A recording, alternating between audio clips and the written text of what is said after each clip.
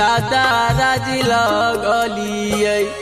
बनही के पता चुनी दादा राज लगलिए से हो दादा बुझलन पीरान गे माई अनकर दिया देखी दादा गरइलन हमारा के बुझलन पीरान गे माई।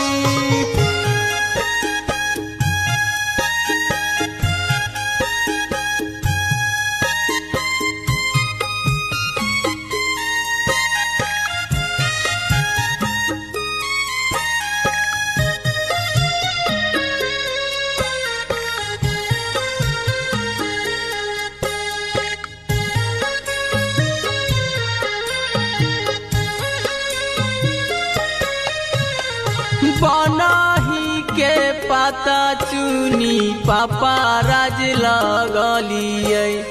बनही के पता चुनी पापा राज लगलिए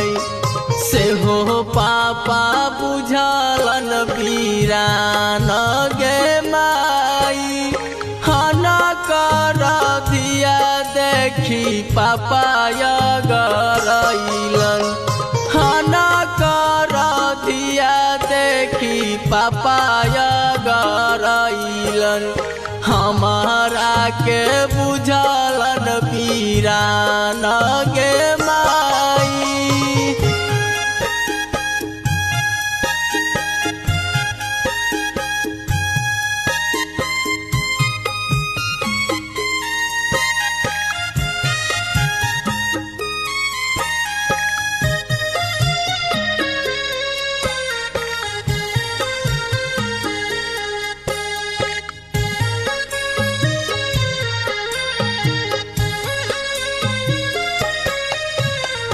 बनही के पता चुनी भैया राज लगलिए बनही के पता चुनी भैया राज लगलिए से हो भैया बुझलन पीरान गे माई अनकर दिया देखी भैया गरइलन